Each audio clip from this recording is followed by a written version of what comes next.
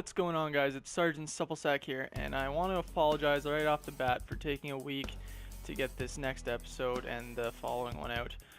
The power went out after a big storm up until Wednesday, and then Wednesday and Thursday I had to work, and then Saturday I was at my girlfriend's parents' house. So I haven't had a lot of time to get these videos done, so I'm going to get this next one out and the one after hopefully today. So please enjoy.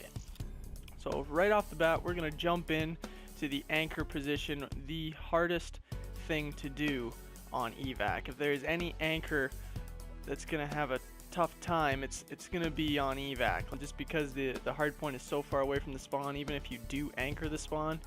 So yeah, I'm just going to explain this class right off the bat. The anchor on this map is going to be shooting at people from quite a long range, because the anchoring positions, when the team comes in to flank the hard points or rotate them or over rotate them, all the lines of sight are for this anchor to get the one burst and stuff. They're really long range, so you definitely want long barrel on this class.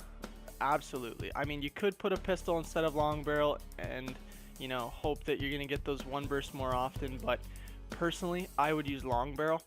Always have stock on there so you can stay mobile and stay alive, because that anchor is very important to hold the spawns down, and then quick draw so that if someone does come up in close by you, you're going to be a little bit more prepared to deal with them. Now the sight, it's up to you. Reflex sight gives you a little bit more zoom than the ELIO. The ELIO gives you a little bit more peripheral vision. I think it's 0.75% more peripheral vision, yeah, 0.75 when you're zoomed in.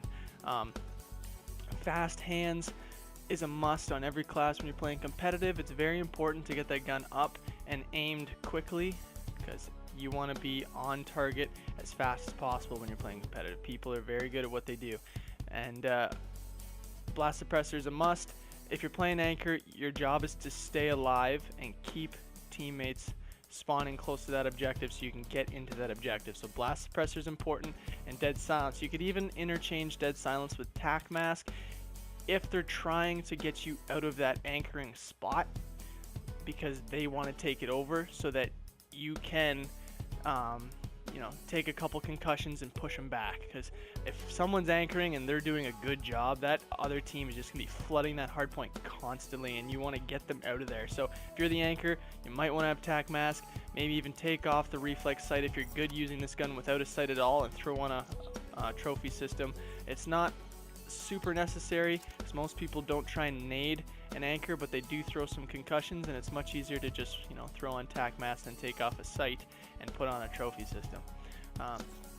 Next class is going to be the OBJ AR. This guy is going to be close to the objective or able to switch in and out of the objective if one of the subs die, or just to be in there in general if there's a long sight line in the objective that they can break from. So this is a very key position.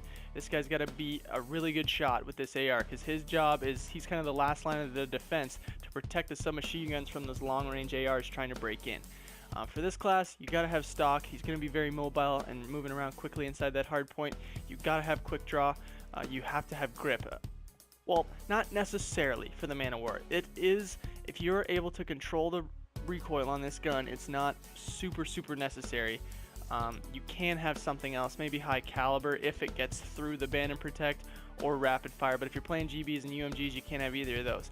So I'd probably just run the grip and be done with it and get good with the Man of War, because it is a very devastating gun once you get good with it. And I like the ELO sight on it. I think it keeps the gun nice and clean and sleek, and my point of view is very large. If I put a reflex on, I feel like I can't see as much for some reason. It's just a weird feeling. So I just like the ELO on the Man of War specifically.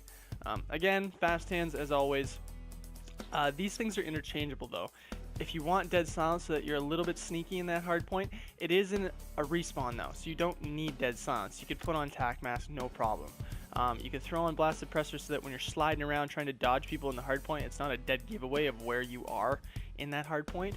But you can even take that off and just run tac mask, and then put something else on, like maybe a trophy system and a Semtex or a thermite if you want to block an entrance because you're getting shot at from another way. So it's all up to you. Completely interchangeable this class. it's how you like to play the OBJ AR, because he can either stay just outside of the hard point or rotate in and play kind of like a sub long range. Next one is the OBJ break sub. This guy's job is to get into the hard point and get people out of there. So you have to have stock. Quick draw is very important, and grip, so that when you slide in, you will get the advantage or be at least equal to the person shooting at you with a submachine gun in there.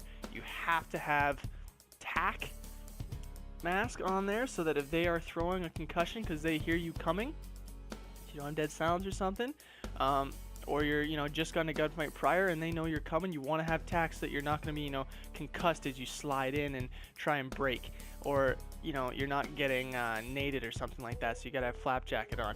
Now, you don't have to have blast suppressor, but I would recommend it because you want to boost in and get in there as fast as possible, so you want to be a little bit stealthy, but again, very aggressive when you play this.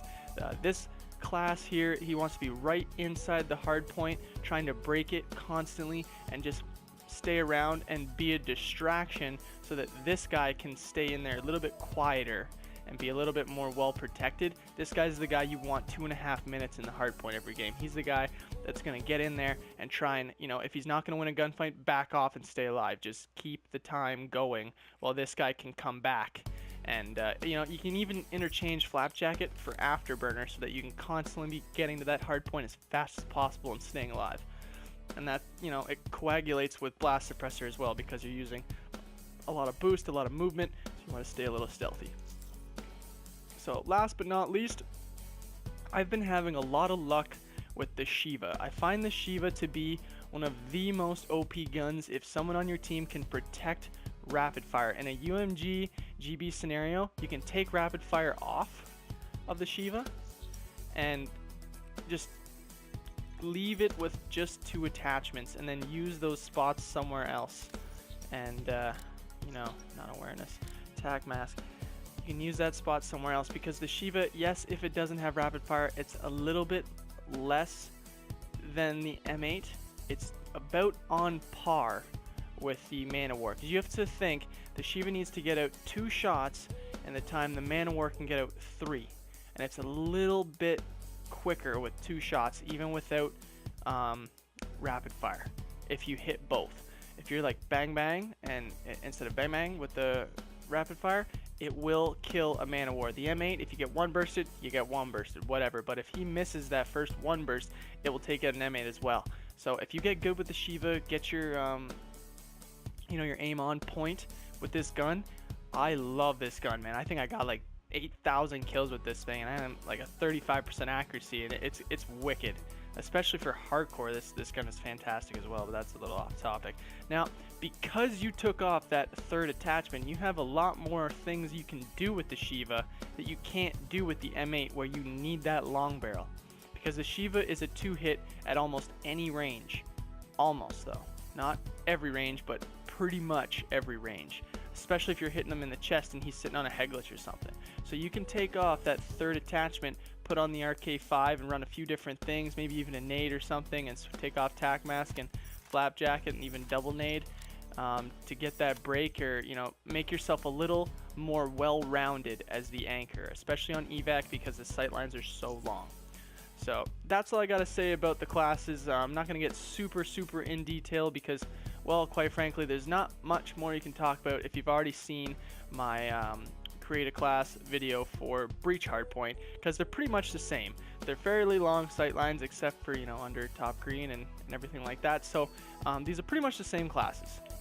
I hope you guys have enjoyed this video. I'm going to be posting another video today on how to play Evac HardPoint as an anchor and as every other position a little bit, but mostly I want to focus on the anchor, because that is a very hard position to play on Evac. I've been trying to watch a lot of videos, get a lot of feedback, and watch pros play and see how they do it, so I can give you guys the best possible information. Alright guys, thank you for watching. I hope you have learned something from this video and it's made you a bit of a better player. If not, the next video, Evac and how to play it, will. So I hope you have enjoyed this video. Please tune in next time. And this has been Sergeant Supplesack on NoobToobYoobToob. Don't forget to like, comment, and subscribe. And don't forget to keep on gaming.